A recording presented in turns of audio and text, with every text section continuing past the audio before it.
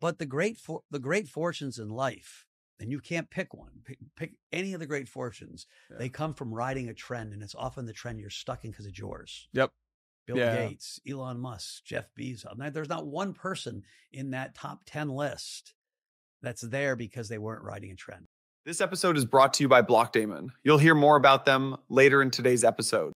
Nothing said on Empire is a recommendation to buy or sell any investments or products. This podcast is for informational purposes only, and the views expressed by anyone on the show are solely their opinions, not financial advice or necessarily the views of Blockworks. Our hosts, guests, and the Blockworks team may hold positions in the companies, funds, or projects discussed. Welcome back to Empire. We got the man, the myth, the legend, Mike Novogratz from Galaxy joining us. Mike, what's happening? Good to be here. Yeah, good to have you here. I like the hoodie. Bitcoin Orange. Well, Bitcoin Orange, baby. Business Untitled. It's my podcast that I don't do nearly enough, but I do it with two friends. Nice.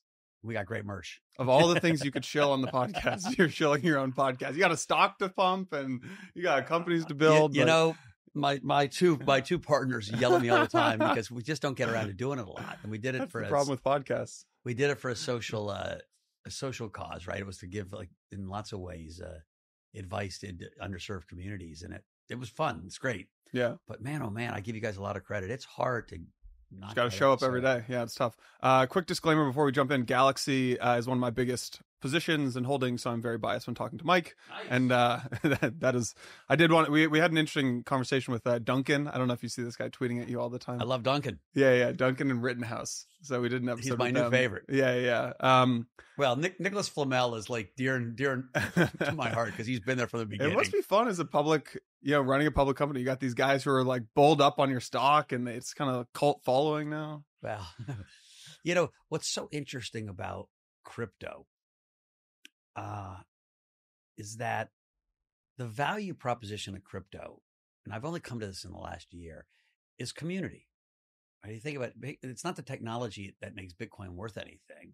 Right? We could fork the technology and call it, NovoCoin, and it wouldn't be worth that much. My kids might buy it, but right, it's the brand that comes around Bitcoin, and it's the community. So we're trusting ourselves in that community, and so this idea that community could become part of the value prop has now migrated into equity markets.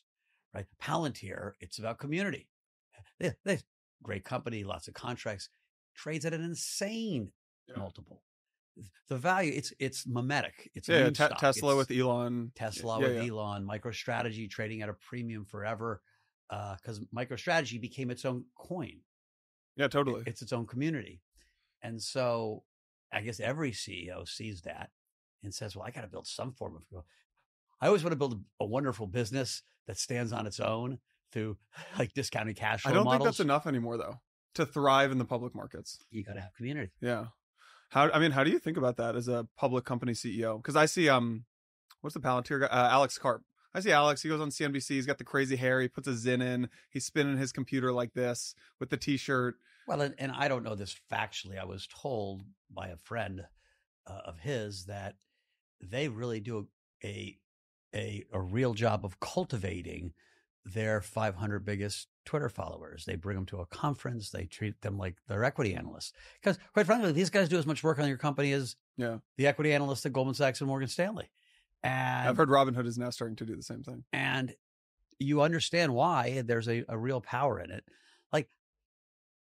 The big $64,000 question is, how lasting will this be? Is it a permanent addition to valuation metrics, right? Or is this a phase that we've gone through? It started in lots of ways with COVID. People had a lot of time on their hands. The idea of the democratization of finance, everyone should be an investor. Robinhood giving easy access, crypto giving easy access, and the rise of gambling culture in America, right? Same day options, right? It's shocking how much same day option trading happens. Totally. That didn't exist when I was your age. Now we have sports betting. I sit with my kids, my son and his friends. They've got 19 bets per game, it seems. You can't watch a sports game without some prop bets. Yeah. Yeah. Right. And so this whole culture of gambling, which falls into community, because community is part of, that didn't exist for, I'm not going to tell you that I'm that I'm a baby boomer because God damn it, I'm a baby boomer by about 34 days. I like to think I'm Gen X. Yeah. You almost hit that cutoff. Yeah. 34 fucking days. Excuse the language. It didn't exist back then. Right. And so this is all new. We'll see how long it lasts. Yeah. I mean, there's also one other element. So we just had Christian on the podcast. We're talking about the decline of religion in the States and how maybe religion's coming back, but maybe people are just finding religion in other areas. How about this? It's the decline of trust. You can do a graph, the Pew Institute. There's lots of people that will measure trust in institutions, trust in religion, trust in each other, trust between parties.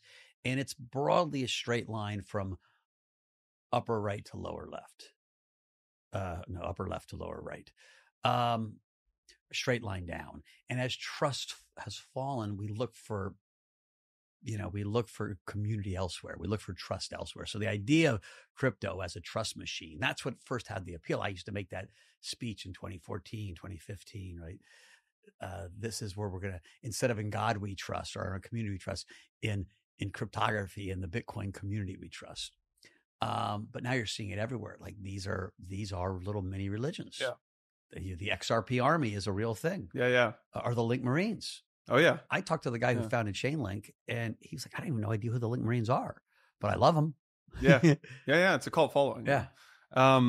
Maybe going back to this idea of like, is this sustainable? So we just had Dan Moorhead on the show. Love Dan. Yeah, who I figure you know pretty well. And I've known Dan for 40 years. I actually, to kick off the episode, I pulled up a picture of him at Princeton on the rowing team. It was a good old pick of Dan. So, were you guys were same class? Yeah, 86, 87. Me, Dan, good class. Joe Lubin, and one other guy who's Gavin Andreessen. Gavin Andreessen. Yeah. We like to call that the Big Four. Yeah, good class. Yeah, good class. We like that.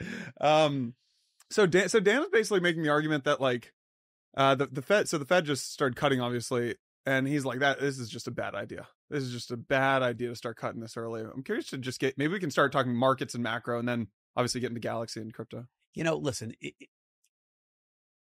rarely does the Fed cut when inflation's still perky, when gold is at an all-time high, when silver is at an all-time high, when crypto's at an all-time high, and the equity market's at an all-time high.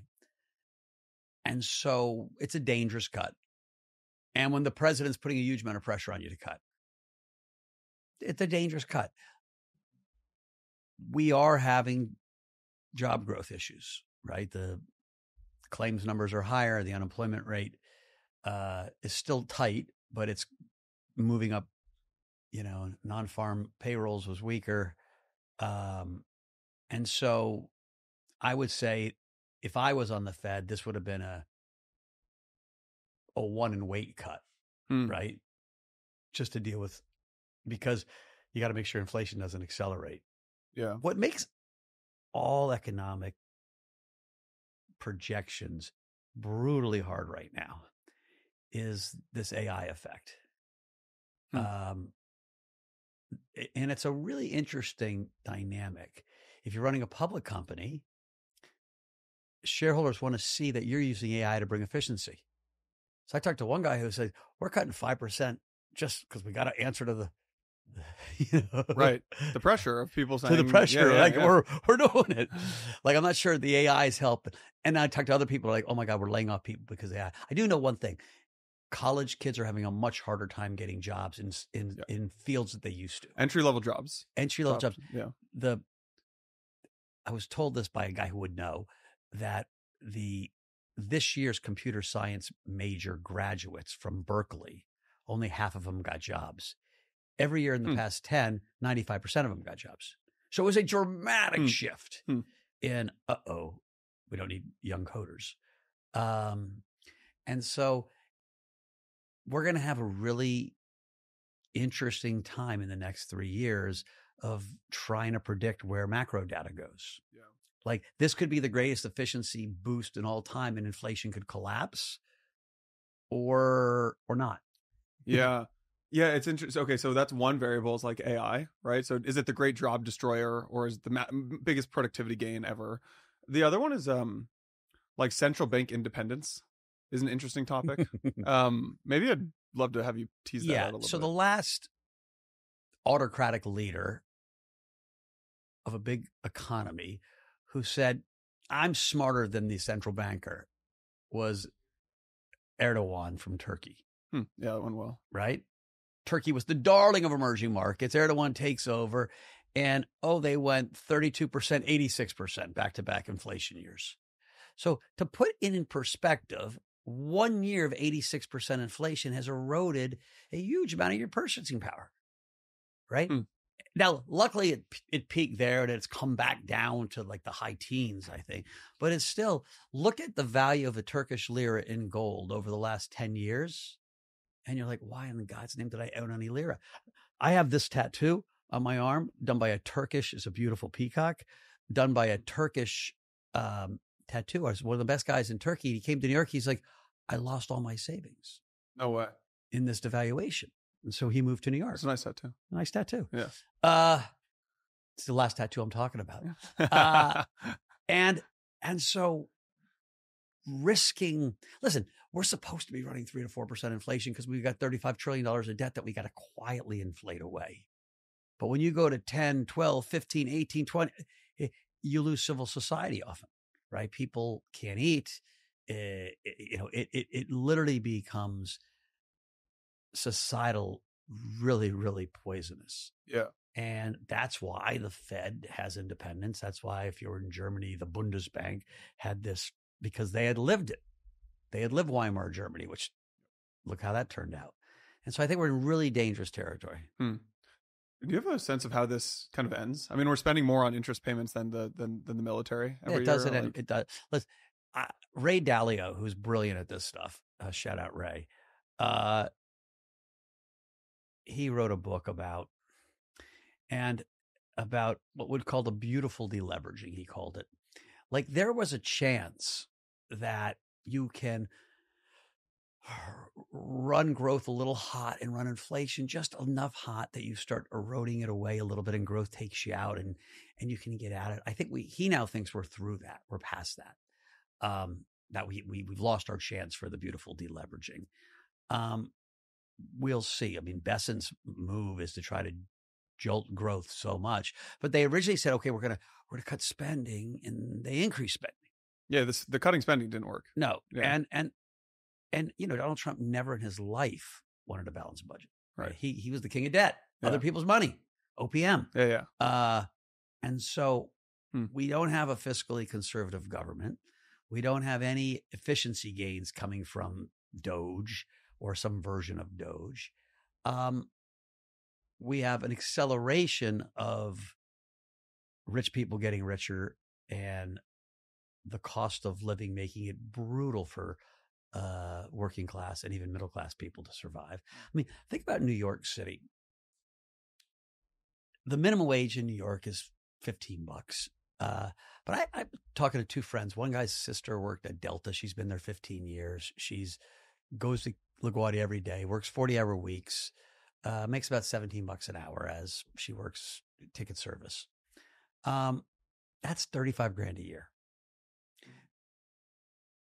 Another friend who had a client who worked at Yankee Stadium, 25 years Yankee Stadium, hasn't missed a week of work, 40 hours a week, same kind of job, same kind of salary, $35,000 a year. You can't find a one bedroom in New York, even if you go to the bowels of it's not livable. Queens. Yeah, it's $2,500. Yeah, that's $30,000 right there. Really, $3,000 is the price. So you're $30,000 just on rent. That's your whole salary. So what about food? $1,500 a month on food. $1,000 a month is the cheapest you could probably do food. Yeah.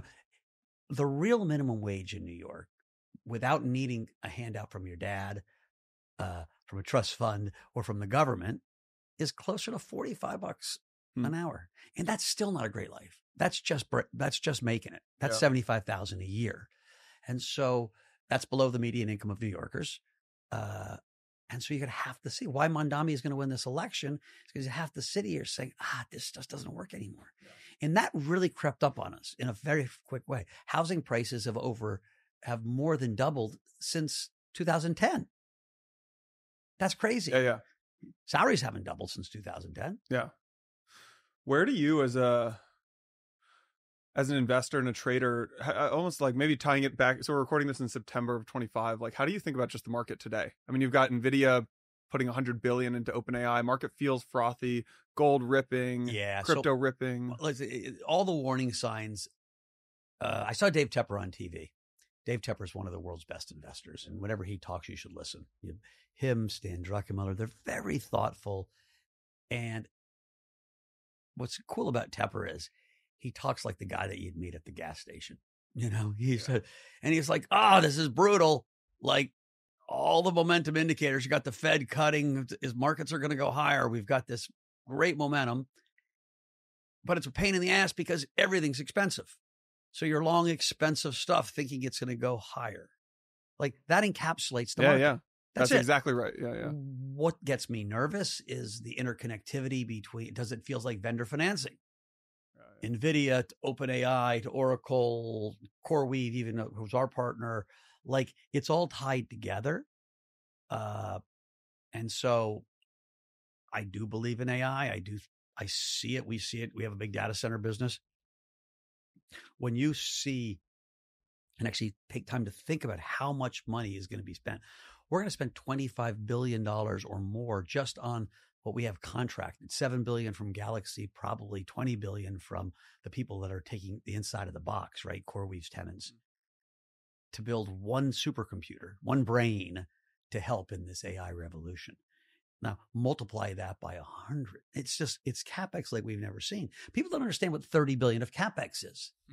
Like, if we do our whole campus, it'll be over 100 billion of Capex. The only project in American history that's over 100 billion of Capex is the interstate highway system. Yeah, it's nuts. Like, these are unprecedented amounts of investment. Yeah. And that means some group of very informed and very smart people think there's going to be an unprecedented shift in how the world operates. Yeah. Okay. So let's say you agree with that. Long and strong AI. You guys have a great data center business, well positioned for it. But as someone who maybe is listening to this, they hold a bunch of Bitcoin, they hold some gold, they hold Robinhood stock, Coinbase stock, Galaxy stock. Is it like, look, just close your eyes and long and strong? I think you've got to listen. The ex-CEO of Citibank once had this sentence that got him just panned, and he's like, "You got to keep dancing until the music stops. Mm-hmm. You got to know when the music stops or stopping." Yeah. I think you've got to have a stop loss on your positions. You've got to understand that things have moved a long way, that things can correct. You probably should have less at risk today than you did 4 months ago. Yeah. Right. Now, the problem is, what's safe? Is gold safe? Yeah. That's the question. It's like, well, then what are you putting your money into? Right. Are you just sitting in cash? Like, are you just sitting in gold? Treasury? Yeah. Some combination of, I'm still long. I'm long a lot of Bitcoin. I'm long Ethereum. I'm long Solana. I'm long Hyperliquid. I'm long a lot of crypto. Outside of that, I'm long gold. I'm long a lot of Chinese equities. Like, Chinese equities are a really interesting play. Speaking of David Tepper. Who's had an awesome year. Yeah. He got in early. Great Alibaba calls. They're still very, very cheap relative to U.S. equity, tech names. China's government is inflating. They're taking deflation really seriously. And so that's a decent diversifier. But it's hard. It is hard. I don't think we're at the point where the dollar goes parabolically down, but it could. You just never know. There's a thing called the Minsky moment in economic where confidence just evaporates. There's like a line in the sand. You don't know when you cross it. You ever see the movie The Right Stuff? No, but I should. You're too young. One of the best Put that on the list. Fighter pilot astronaut movies of all time, right? Tom Wolfe writer. Chuck Yeager is the greatest fighter pilot in the history of the U.S. military. And he was the guy that broke the sound barrier. And this is about breaking the sound barrier and the Mercury 7 astronauts happening. And, Yeager was too old to be an astronaut. And anyways, he's in this test plane and he's talking about where that sound barrier is. He's like, there's a demon out there. He's smoking a cigarette, chewing. He's, you don't know where he is. But damn it, I'm going to find him. Like, that's the Minsky moment. There is a point out there where confidence breaks, where debt is too big, where everything unravels. We don't know where it is, but I know one thing, we're a hell of a lot closer to that Chuck Yeager moment than we were. Yeah. And it feels that way. And that's scary. Yeah, you can feel it. And so the beginning of the year, I was like, all right, we got Scott Bessent, 10 out of 10 guy. Yeah. Like, I like him. He's got my background. I know him. He's sharp. And we're going to do Doge, which Elon probably was the wrong guy at the wrong time for Doge. Would have rather had Bezos, a little more methodical. But we need to cut government spending. We need to. And I thought we have a shot. And Elon went the way of the dodo bird in terms of Doge, and complete failure. And Bessent hasn't delivered. Now it's hard to deliver. You got to get Congress on your side. He hasn't, you got to get the president on your side. What would delivering have looked like? Delivery would have been, we're going to cut spending. Yeah. We're going to have a very tight plan on where we're going to tighten the belt, right? Even if you're not going to raise taxes, like what you really do when you have a strong economy is you should be raising taxes and cutting spending, right? Help get debt to GDP heading back down. But if you believed in not raising taxes, you're going to cut taxes. You better be cutting spending. Yeah. We're cutting taxes and raising spending. Yeah. Right? Yeah. And the single biggest problem that's separating the left and the right, the young and the old, trust and untrust, is the inequality gap. And the inequality gap's just going like this again. Yeah. Every rich guy I know is like, whoo, pretty good year. Yeah. High five. Yeah. Right? Rich guys own assets. Poor guys don't own assets. Yeah. And so not good. Yeah. It's Christian and I were just talking about this idea that like it feels like everyone has this almost panicked feeling, angst of like right now, like we need to make money right now, we need to go public right now, we need to get these data center deals done right now. Do you feel that? I used to feel that more. To be fair, we inked our big data center deal, right? 800 megawatts. We've got contracted rent coming in from CoreWeave, 20 billion plus over 15 years. So I'm more focused on us building this data center on time and on budget and delivering it, and then praying every night that CoreWeave stays solvent. Our Father who art in heaven, please keep CoreWeave solvent. I think CoreWeave's doing an awesome job. And I think they're going to be completely fine. And we took that bet. Like, we could have done that deal with an Oracle and we would have made a whole lot less money on it. We took the bet with a company that we saw growing at the same kind of time. Yeah, higher risk, higher return. High risk, high return. And so I'm thrilled about that. And I love those guys. So I'm less insecure about everything else because that's just such a tremendous amount of money that comes into Galaxy, and I want to share in Galaxy. That it gives me some comfort to ride the bucking bronco on the other side. Is Galaxy a large percentage of your net worth? Yeah. Yeah. It's 70, 80% of my net worth. Yeah. Okay. And growing, or, as Galaxy grows, the rest of my net worth doesn't grow as fast as Galaxy. Yeah. So the beginning of the year it was a third, and now it's 80%, 90%. Right? Yeah, you're doing something right. And so I also feel like in the past, we had just a crypto company because crypto was so volatile. Right? Bitcoin had higher volatility than it does today. So it had 70 vol back then. Wherever my net worth was, felt a lot more transient. It might be there and it might not be there because it was so much in Galaxy stock. And you saw our stock went from 40 all the way to 3, all the way back. Now, because we have this solid data center business, which we should almost think of as like cash flows, like a bond. Yeah. And our book has grown, not just our crypto book, but our non-dollar, our dollar-based book has grown enough that there's in my mind, a much higher floor to the share price than there ever was before. Yeah. And so even if we go into the end of the cycle in a bear market, I kind of know where value is at Galaxy, and that leaves me still. You've got this base of fundamental value, basically. Yeah. Across 30 plus networks and 180 endpoints, Blockdaemon Earn Stack unites staking and DeFi into a single institutional toolkit for crypto rewards. With multi-layered security, full asset control, and 24/7 support, Blockdaemon Earn Stack is built for scale and regulatory clarity. Non-custodial staking and seamless DeFi access, all in one stack. Direct access to DeFi with no intermediate smart contract or vaults. To book a demo, make sure to click the link in the show notes or head over to Blockdaemon Earnstack to find out more. Thanks to Blockdaemon for making today's episode possible.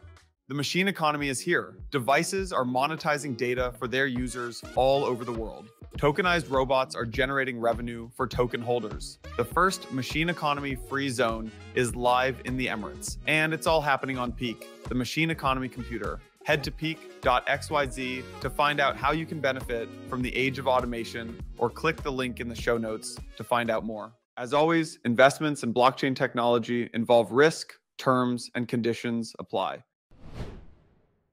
How do you think about the cycle? The question on everyone's mind right now is the 4-year cycle still intact? Great question. And the market's rolling over in crypto at an interesting time, which is like, this is kind of when you would start to expect the market. I mean, I guess it was just 2017 was December, 2021 was November, or December. Q4, let's call it. Yeah.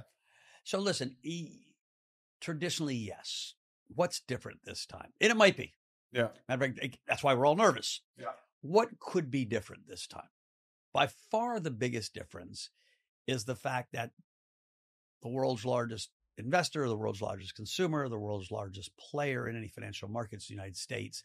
And we've got a Genius Act passed, and we are going to, with all likelihood, by the end of this year, pass a market structure bill, which is going to not just enable, it's going to force all the big giant companies into this market. So, my iPhone, my Apple Pad, there's no stable coins on it now. It would be shocking if within the next few years, Apple doesn't have stable coins. Yeah. Right. Or the Samsung phone, or all your different apps. And so we're going to see, I think, a much bigger shift than we've seen in the building of new architecture, which is blockchain based, for the plumbing of the financial markets. I talked about that years ago. Blockchains weren't fast enough, and we didn't have a regulatory framework. We're now having a regulatory framework and an SEC chair who said, let's build everything on chain. I was like, excuse me, did he say that? And he said it a few times now. So Paul Atkins says, let's go on chain. I mean, today there was an article about a sandbox. Like, they're going to allow DeFi to flourish. And that could change the cycle. It just could. It's such a big story. Look what Hyperliquid did this year, out of nowhere to a monstrous, right? $50 billion company. Yeah. That deserves to be there because they're doing $1.5 billion, $2 billion of EBITDA a year. Yeah, that's nuts. And we never heard of them a year ago. Yeah. Right. And so you could see a bigger shift than we're seeing. I think it's going to take a few years, right? You see like Mike Cagney's company who, tokenized HELOCs, are they trading on the right blockchain? Or is there will you guys do that? I was thinking of your business when I saw that. We are spending a lot of tokenized time. Credit. If we're not in tokenized credit in 12 months, someone should kick me in the jaw. We are credit experts. Chris Ferraro, my president, came from a credit background. We have a great credit business now. And so, we are going to be in that part of the space. Yeah.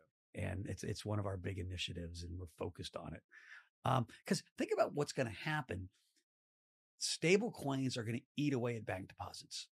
So if you're a banking regulator, like, we tried to make it, they can only be non-interest bearing. Yeah, of course, you're going to hack that. Yeah. You're going to have a money market fund and a stable coin right next to each other, and they're going to, flip back and forth in the same wallet. All right. So if banks aren't going to give credit out because they're going to have less deposits, who's going to give credit? You're going to have tokenized credit. Yeah. You can tokenize money market funds. We're doing one. BlackRock has one, a big one. We're doing one with State Street. You can tokenize private credit. Apollo is doing their funds. You're going to see Fortress and everyone else tokenize their funds. You can every part of the stack you can tokenize. And so all of a sudden, you're going to have your deposits and stablecoin and your credit in the banking system very well could shift on chain. That's why banks have fought this for years. Yeah. What happens to the banks?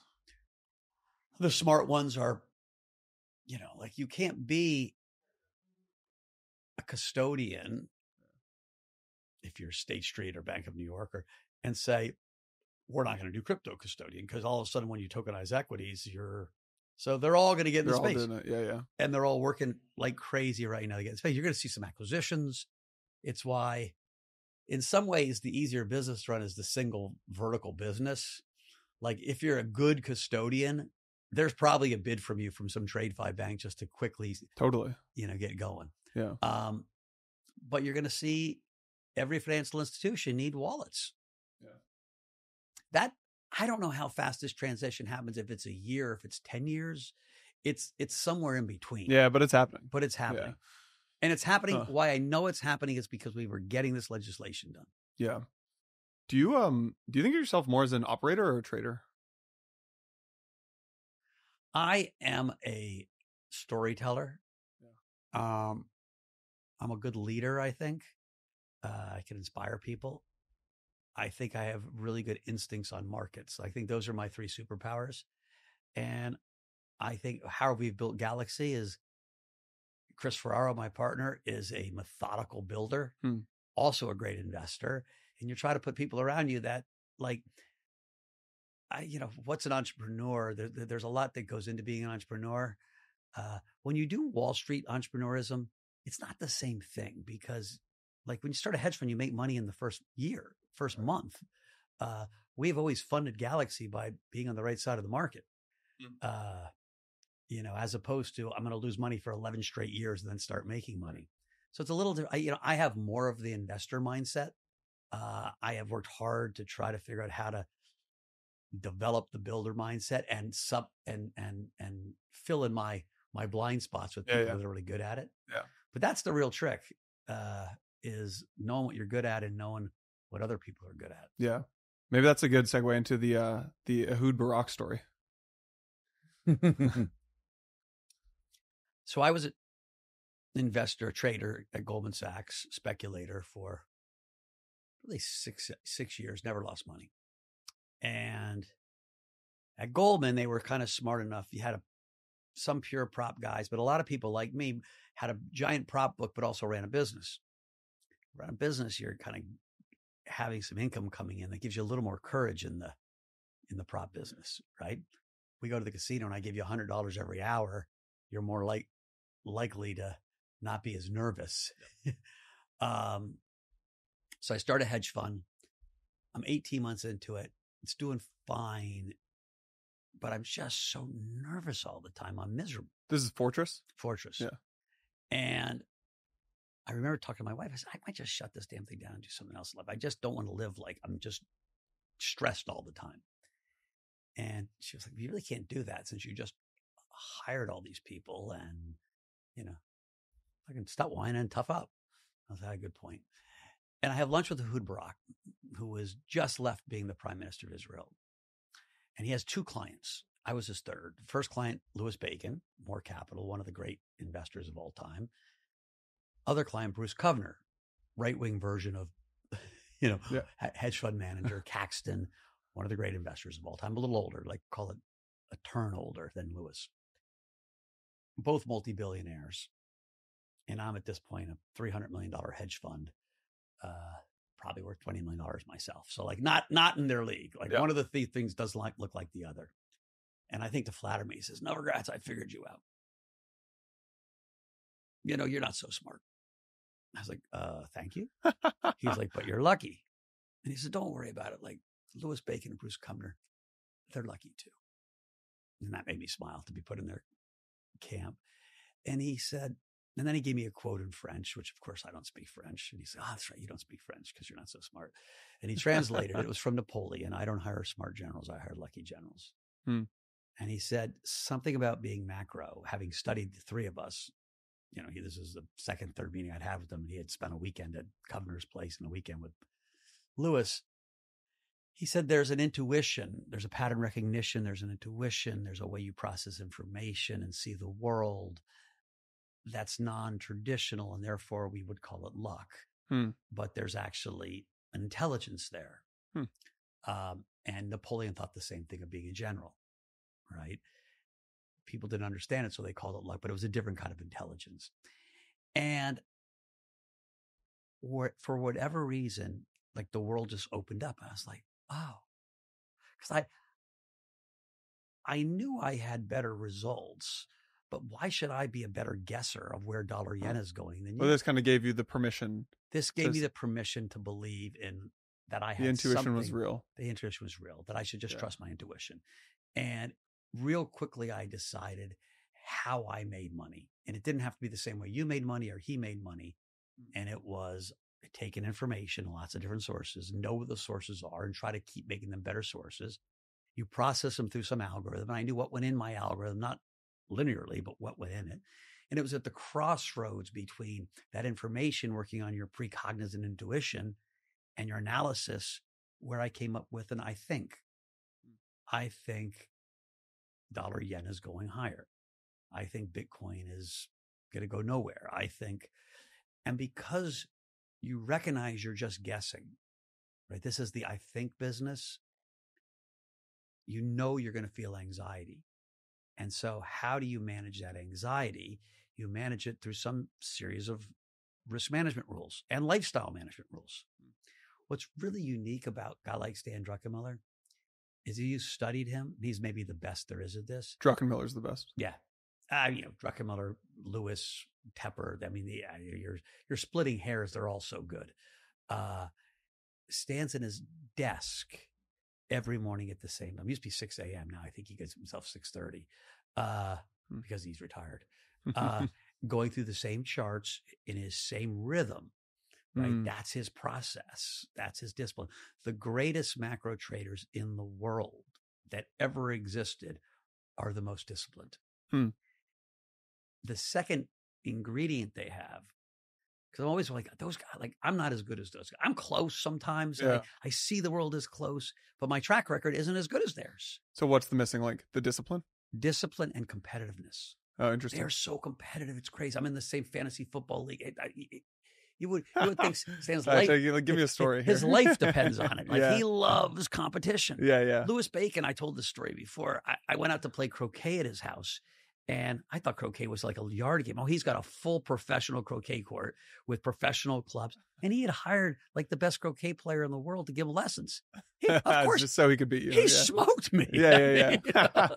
Like everything they do, they're competitive in. And I'm pretty. You're competitive. You wrestled. I think I'm pretty competitive. I'll wrestle anyone. Not like these guys, yeah. But it was just a different level of, and listen, I'm not, thinking that one's better or the worst. I have a lot of different varied interest, and but rebuilding that discipline muscle is something I work on. It's something every trader needs to work on.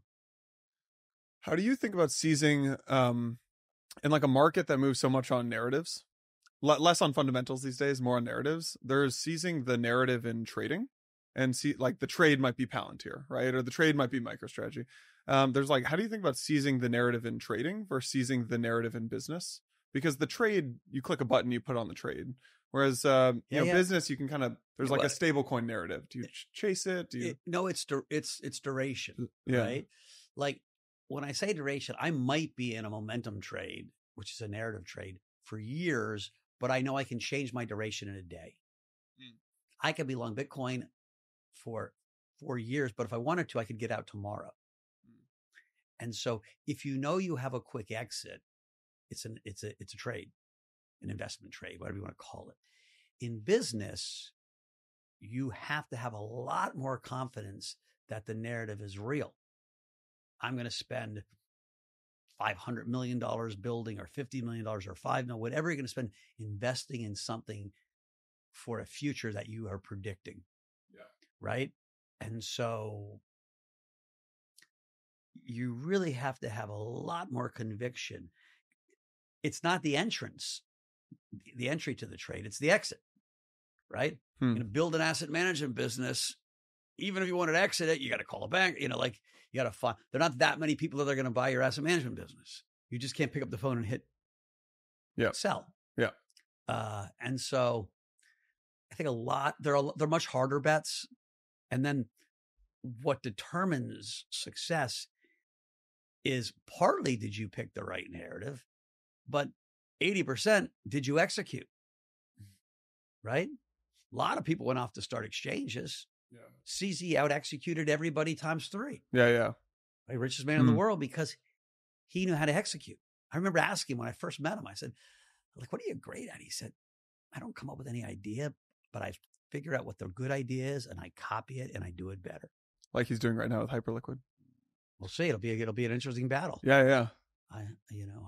Full disclosure, I went and bought some of his token today because I'm like, he's a kingmaker. Yeah. It's hard to fight, bet against. Across 30 plus networks and 180 endpoints, Blockdaemon Earnstack unites staking and DeFi into a single institutional toolkit for crypto rewards. With multi-layered security, full asset control, and 24/7 support, Blockdaemon Earnstack is built for scale and regulatory clarity. Non-custodial staking and seamless DeFi access, all in one stack. Direct access to DeFi with no intermediate smart contract or vaults. To book a demo, make sure to click the link in the show notes or head over to Blockdaemon Earnstack to find out more. Thanks to Blockdaemon for making today's episode possible. The machine economy is here. Devices are monetizing data for their users all over the world. Tokenized robots are generating revenue for token holders. The first machine economy free zone is live in the Emirates, and it's all happening on Peaq, the machine economy computer. Head to peaq.xyz to find out how you can benefit from the age of automation, or click the link in the show notes to find out more. As always, investments in blockchain technology involve risk, terms, and conditions apply. Let's talk Hyperliquid. I'm trying to think of the right way to Full ask disclosure, I own a lot of Hyperliquid. Yeah. I mean, one of your guys was very early into the Hyperliquid ecosystem, and speaking of fantasy, don't wanna dox anyone here, but like I think you guys were pretty early into Hyperliquid, or at least you discovered it. Or I actually have an email which I wish I had read that could have got me in at the very ground floor from a good friend who is big into it. We got in plenty early and it has done well. Listen, Jeff and Sophia are sharp as hell. Yeah. And they're stone cold serious. I've only met them a few times on Zooms, never in person, but I've certainly spent time with them. And, they have 12 employees and they've built an amazing, my instinct, and this is not fact, this is instinct, is they're in it for the long haul and they want to build something spectacular. They both went to Harvard. They're both 40-ish. They had great, pedigrees. This is not a quick get me rich scheme.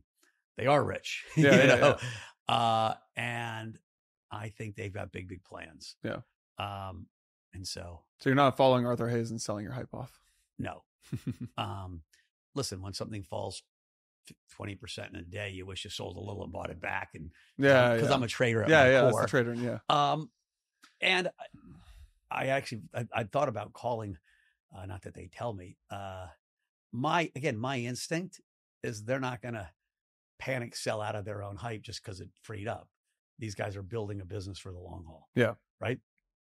I think so. You think about my partner, Chris Ferraro, has owned Galaxy stock. It's all been vested for a long period of time. He could have sold all the stock because it vested. Yeah. And he'd be a lot less rich. He kept his stock, even though it was vested. Right.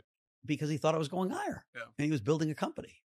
I have sold very little of my Galaxy stock, and I own over half the company because I thought it was going higher. Now, at one point, it's prudent to take a little bit off the table to diversify. Your significant other can feel mental health helps and all that stuff. But the great fortunes in life, and you can't pick one. Pick any of the great fortunes. Yeah. They come from riding a trend, and it's often the trend you're stuck in because it's yours. Yep. Bill Gates, Elon Musk, Jeff Bezos. Now, there's not one person in that top 10 list that's there because they weren't riding a trend. Yeah.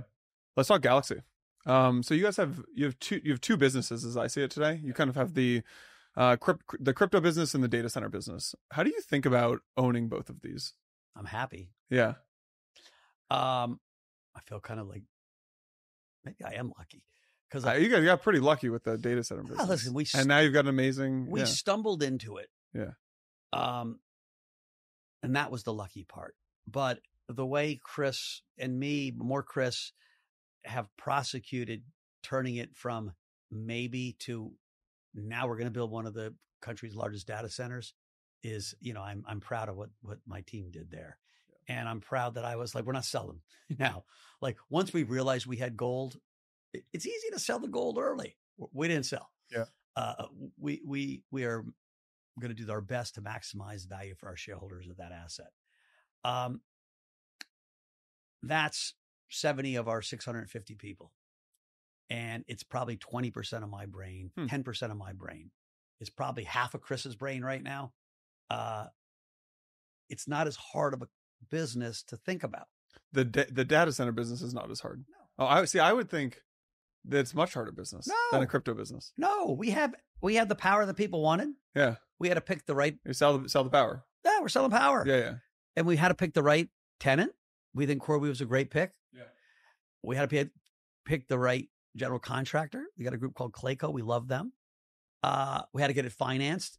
I couldn't have done that. That's where Chris Ferraro's expertise of being in that world, right? We borrowed $1.4 billion from Deutsche Bank. We're in the market to borrow more money. Like the financing piece there's an art to it, but it's not. Yeah.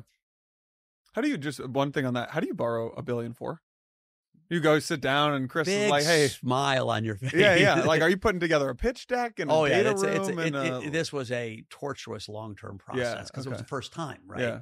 The second piece will be easier because people now know we're a credit. They know who you are.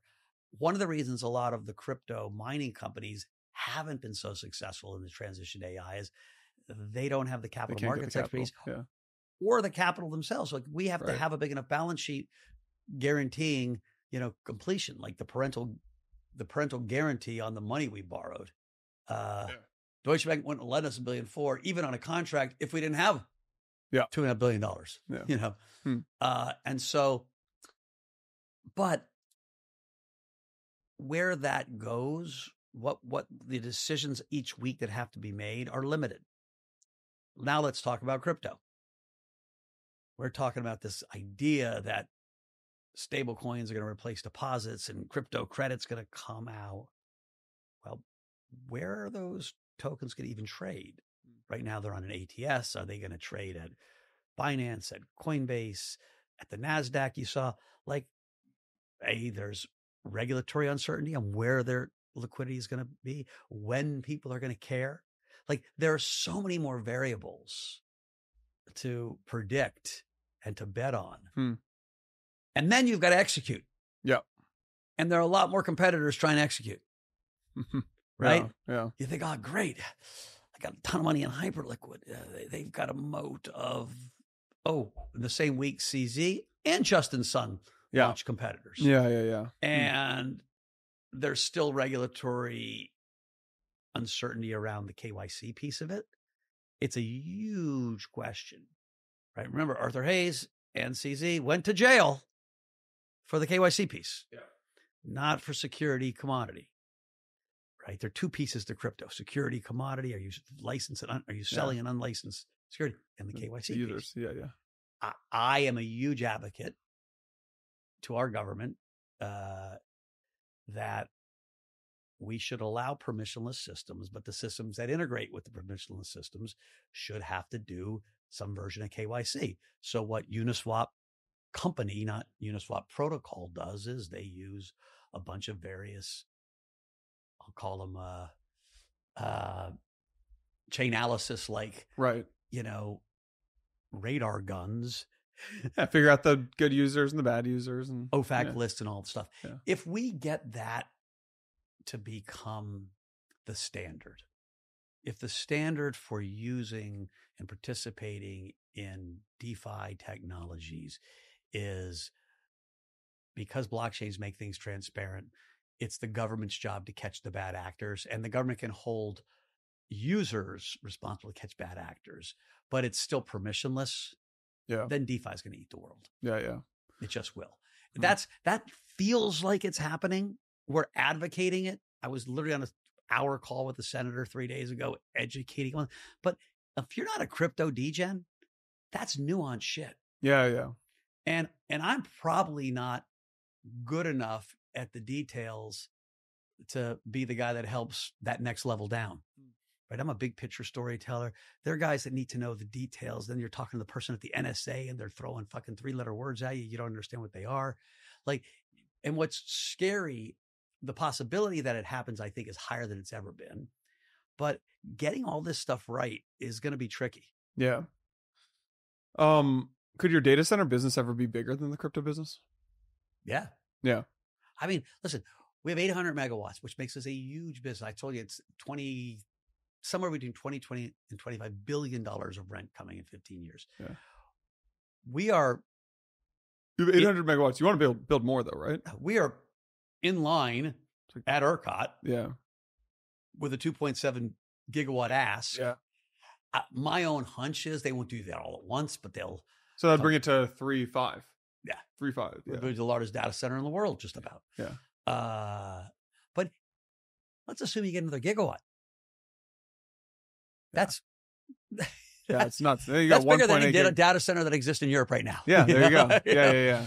And so we're talking such crazy numbers. That's another, I don't know what value, if the first data center business is going to discount cash flow out to 6 or 7, 8 billion. Like but again, you do the math, it's about $12 billion of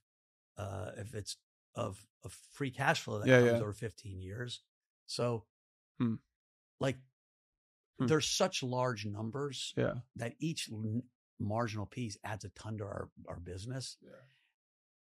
And so, I think right now it's worth a whole lot. It might be worth half our business. And it could grow a lot. Yeah. The jury's out. Like, we need to get the second piece. Then we go from a trade to a business. And then if you get the third piece and another geographic area, now you really start having felt like you have the muscle power. You know who uses it, when they need it, how to finance it, right? They're not that many muscles, but we've learned them. And so we need a little time and a little luck, and it'll be a monster business. Yeah. How do you think about capital allocation between the crypto business and the data center business? You know, what did Mae West say? She had a great line about too much is, I blew my joke. I get where you're getting at here. It's complicated. Like right now, the data center business was such high ROI and so important to us. There was a lot of capital allocation there. We have made a lot of money in crypto. We've always financed ourselves. This has been another great year. The data center starts cash flowing in the first quarter. A year from June, so 18 months from now, it really is cash flowing, $500-600 million a year. And so it surviving for 18 months, that's a self-funding business as fast as you want to grow. Will we split the businesses? If we find the market doesn't give us credit to be together in 18 months when the things are cash flowing, we'd split the businesses because they don't have a lot of synergies between the two of them. Right now, we share capital. Right? Same capital that's guaranteeing this thing I'm using to run my crypto business. And so, what do you think the likelihood is that you split it? 50-50. Yeah. I just don't. We're not a public company long enough to have had enough chance to tell our story, to get people to trust us and believe us, to see if they'll give you value. People don't love some of the part. That word is a discount. Yeah. And the only way you could actually talk about our company is some of the parts. We got a data center business, we got a crypto business. You need like a simple story. Circle, stable coins, stock goes up.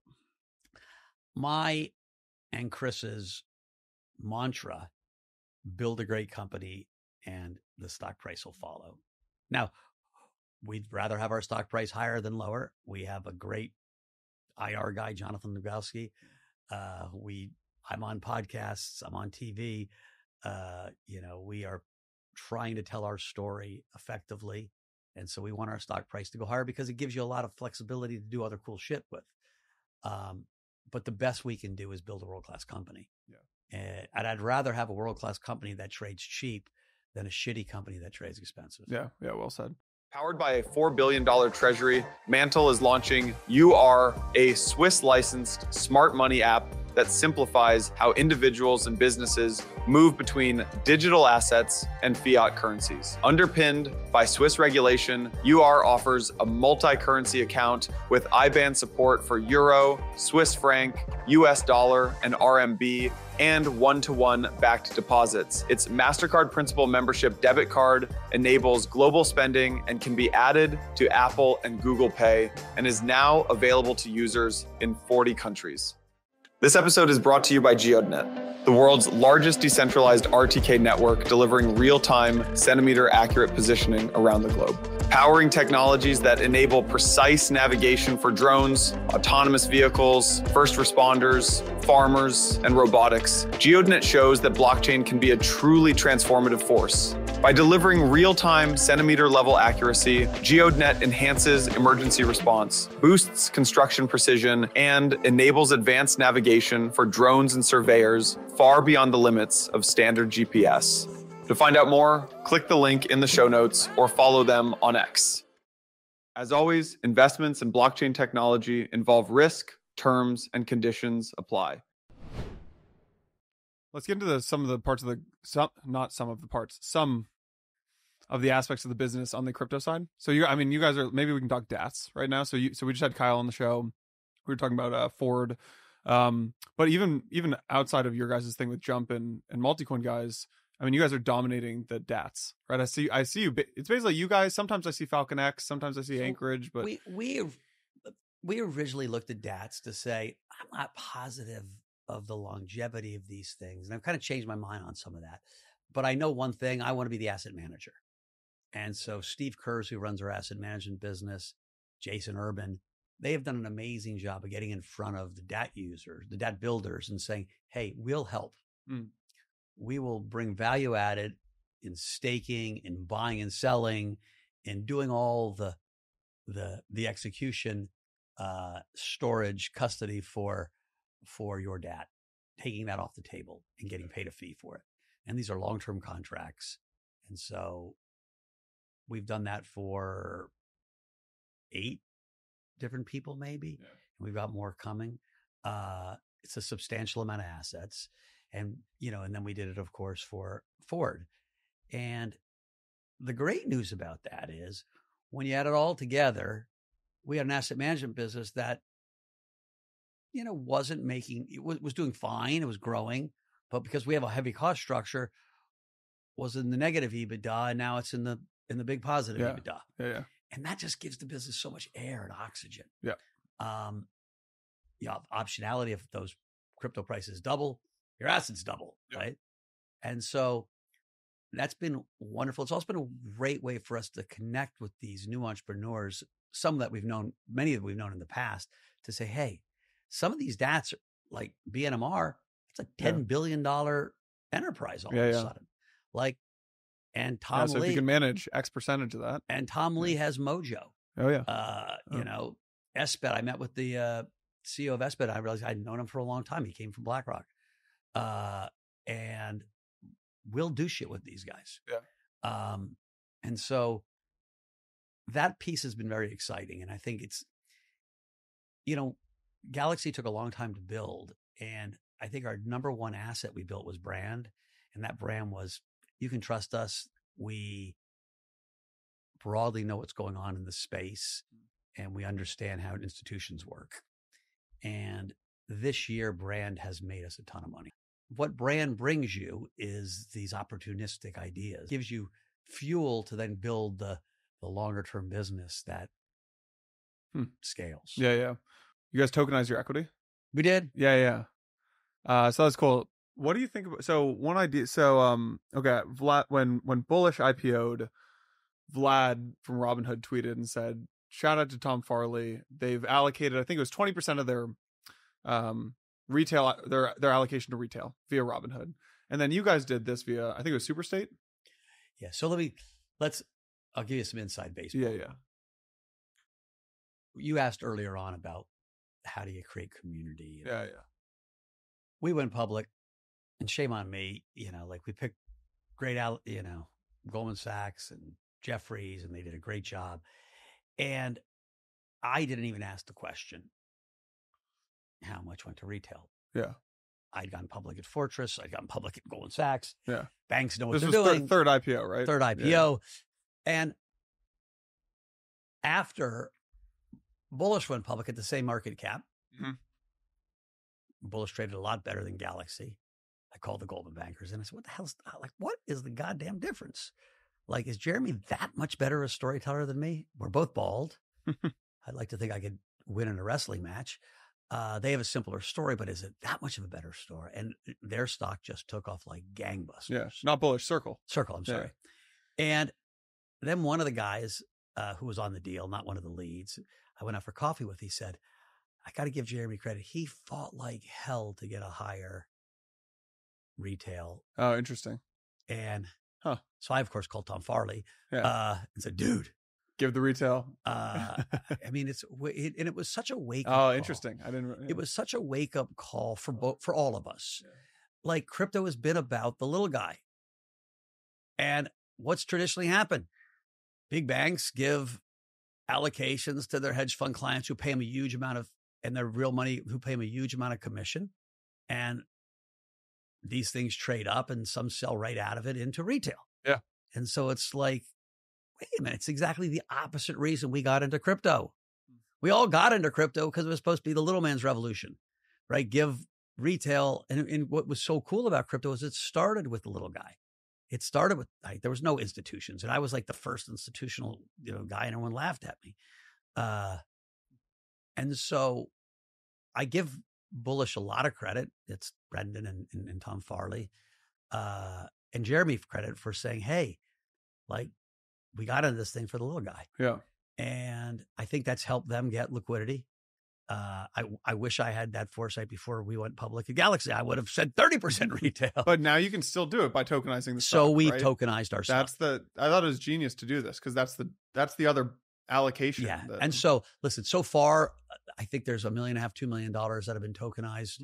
That doesn't sound like a lot, but it's the only $1.5 million, $2 million that have been legally tokenized under the kind of SEC. Yeah. What will happen most likely is at one point, somebody will move those tokens and start trading them on a decentralized exchange. We can't push them there, but like if it happens, and at one point you're out of the super state sandbox and you're onto decentralized exchanges. And at one point the SEC is going to say to the NASDAQ or to Coinbase, you can trade these things. Right now you've got to be an ATS to trade them. But at some point, I would assume a significant amount of our liquidity happens on chain. Yeah. Like, one of the reasons we're tokenizing stocks is a much broader distribution. When you talk about the democratization of finance, that's what we meant by the democratization of finance. Not that everyone should be a portfolio manager, that everyone should have access to the same investment opportunities that rich people do. Yeah. What other advice would you have? So there's all these crypto IPOs that are coming. Probably, I don't know, a dozen or so in the next 12 months. Yeah. What other advice would you have for these execs as they think about IPOing?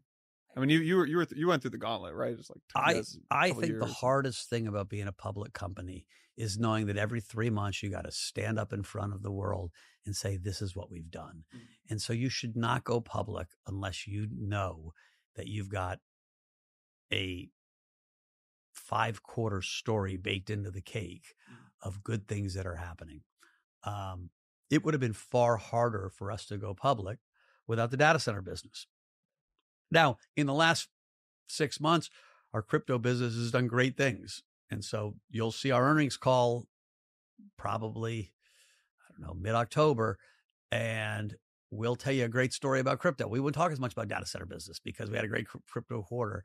But what gave me a lot of courage to go public was I knew I had this business that everyone cared about, that's easy to talk about and is going to show progress in a linear fashion. And so I see a lot of these crypto companies going public without great businesses. And you're going to see the moment the tide goes out, those things are going to fall hard. Yeah. Right. So again, when I said earlier on, I'd rather have a good business that trades cheap than a bad business that trades expensive. Do you think these folks should be rushing to get public? No. I shouldn't say no, because I'd probably be like, why being public helps is it gives you so much more visibility, bringing in customers, bringing capital. You might be able to raise capital and then use that currency to merge into something. There are a ton of crypto companies that are subscale to be public. Let's say they're $60 to $80 million revenue companies that have been around for a while that make a small amount of EBITDA. They're not big enough to be public, but they've got bad pref rounds they raised. And so they're kind of orphaned. Yeah. And so, listen, if one of them can get public, it unorphans them and it turns that pref into common and it's probably smart strategically, but it's hard to run a company that's subscale public. Yeah. Yeah. How much of your time do you spend selling the stock? Meeting either one-on-one or publicly? If you asked my senior team, including Jonathan Goldowski, they'd say about 90% too little. Yeah. More. You should do more. Listen, being a CEO is a challenging job because partly like you're supposed to be out selling your stock and telling your story. It's supposed to be you're out meeting your clients and converting them into bigger clients. Partly you're helping set the mission. We're still a new young company, and we're doing a little all of that. I divide and conquer with Chris Ferraro. Like he approaches the thing like a partner. And so that helps because he does a lot of like getting ready for earnings and all that stuff. If I had to do it myself, I think I'd have less hair. That's Chris. Yeah, that's Chris. Good format, Chris and Tony and Aaron Brown. Yeah. You give them all the make credit it look in the nice. world. Yeah. But, actually, like putting it together, making it logical, making sure the auditors don't hate us, making sure that we do all the things necessary to be a great public company. I have a team that does that. And it's just, my brain doesn't, work well in that environment. Yeah.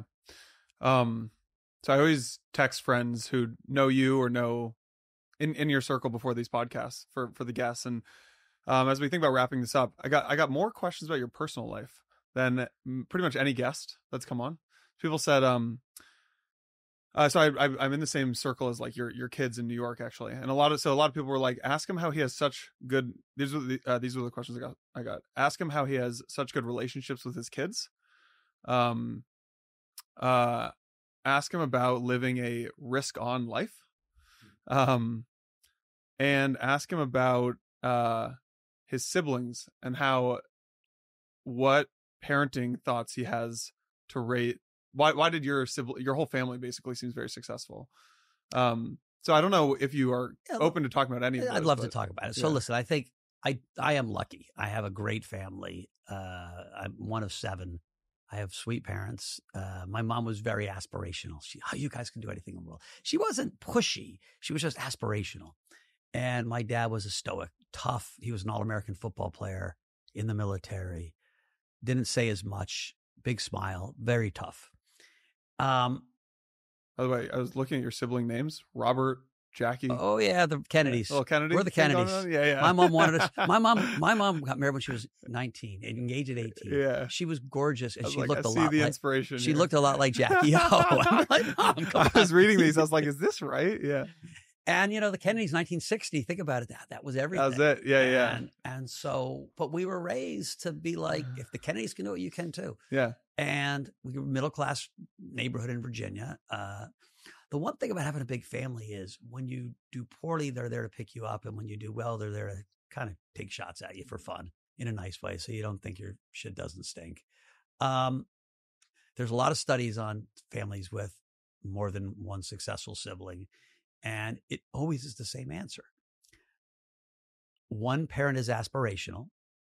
Neither parent really have the tools to mentor everybody, but one or two siblings succeed early, and that role model and mentorship brings everyone else along. In a lot of ways. So who was that for you guys? My sister Jacqueline has been successful. I was successful. We've kind of shared that role. My brother Bob surprised everyone. He became this, media star with his wife building, a TV empire and houses. And so I think also you see someone succeed. You're like, well, we grew up at the same dinner table. If he can succeed, I can succeed. Yeah. And that You know, he's not that special. Yeah. No one's that special. Yeah. I mean, that's the reality of it. And so that part's been fun. You know, to raising kids, I have gotten lucky. I have really. How many kids do you have? 4 kids. 4 kids. 2 30-year-old girls. Shout out. One will be 31 soon, but they're Irish twins. A 27-year-old son and a 22-year-old son. And I had this theory called light touch parenting. It sounds a little creepy these days with all this, Epstein stuff. It was every New York City kid's going to feel pressure. So let's not put any pressure on our kids. Let's just be good role models. If you want your kid to be kind to people. If you want your kid to talk nothing about money, then talk nothing about money. If you're talking money all the time, your kid's going to talk about money all the time. If you want your kid to work hard, well, work hard. I can't tell my kid to work hard and lounge around and do nothing all day. Right. So both my wife and I, and quite frankly, my siblings had this very loose way of raising my kids. They had no rules. No rules. No rules. Yeah. And the rule was, how do you make sure they're not spoiled kids then? If you grow up very wealthy, no rules. Is it because you embody because they see you being nice to the person, like we didn't. If you don't act like an asshole, your kids would act like assholes. Yeah. And I never asked for report cards. I never went to parent-teacher conferences. I told the schools, I'm paying you $70,000 a year. If my kid's having a problem, call me.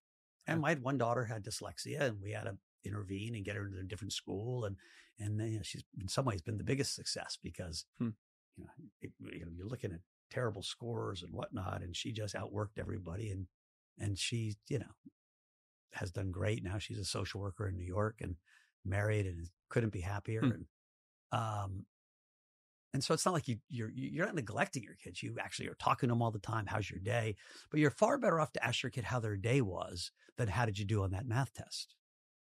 You ask a 5-year-old how they did on a math test, there's only 2 answers. I did really good, Dad. Pat me on the head. Or, right? There's no upside in it. Yeah. How's your day? Hey, I had a hard math test. That's okay. Right? Like, if your kid brings it up, of course, talk to them. And my kids have great friends. I'm so social. Like, one of the gifts of life is my kids' friends. So they become your friends. And I believe in multi-generational partying. I remember going to a 50th birthday party at the Rainbow Room, costume, black tire costume. They had a great band. And the party was, Yeah. And 2 weeks earlier, I had my summer party, which was a 40 out of 10. It was just so awesome. And I'm like, they had the great band. We had the great band. They had the costumes. We had costumes. They had the Rainbow Room. It's the best room in New York City. What was the difference? Youth. Yeah. You can't go to a good party with just 50-year-olds. Yeah. You got to make some 20s, some 30s. So you got to have the whole gamut. Yeah. And it's that youth that brings energy. And so again, you're not supposed to be your kids' friends, but as they grow older, you're supposed to be friends with their friends. Yep. And then you become their friends. You're supposed to be their parent. And then there's this transition as they get into their 20s. And so that's the fun part of life we're in right now. Yeah. And so shout out to my kids' friends. Yeah, there you go. Mike, anything we didn't cover that you want to cover? I'm good. You're good. Congrats, man. Hell of a run. Cool to see you build Galaxy over all the years. And congrats on everything. Thanks a ton.